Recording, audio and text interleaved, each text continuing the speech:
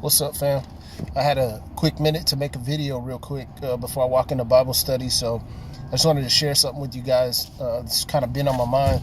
Uh, I've been thinking about how you watch that movie, The Passion of the Christ, and you see how Peter denies Jesus, and you're thinking, man, how could anybody deny Jesus? You know, this man walked with Jesus. He watched Jesus perform miracles. He watched him heal possessed people, bring people back from the dead, and calm the storms, and man, he just seen it all. And then you see him deny Jesus 3 times, and you think, man, how could you do that?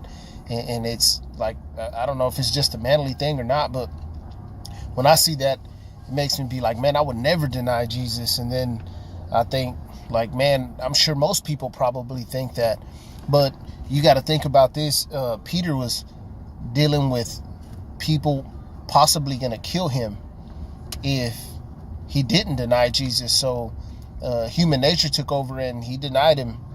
And so I was thinking, man, like, what would we do if we were in that situation?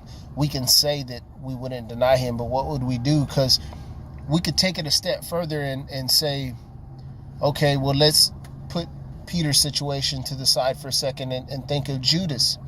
Judas traded Jesus in for some pieces of silver. And then, so he wasn't facing death. He was just greedy with his time, with everything. He wanted to look out for himself. And then I started thinking about that. Man, I can't even put myself on Peter's level.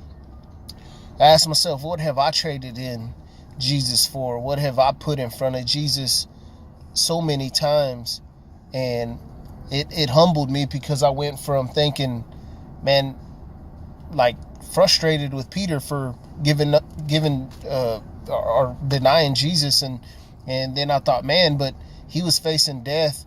I'm not even facing death, and how many times have I put something in front of Jesus and my relationship with him? And I'm not talking to people who don't have a relationship with God right now, because this happened to believers, people that walked with Jesus. So I'm talking to believers right now. I mean, I know for myself, I'm guilty of it. There's still so much I could be doing for him, and I'll put my own will or my own agenda in front of him sometimes. So I just wanted to challenge you guys and ask yourselves that, like, what have we traded Jesus in for? What have we put in front of Jesus? And seriously ask yourself that, and then ask ourselves, what would we be willing to give up for our faith? Would we even go a step further and say, if we were put in Peter's situation, what would we do?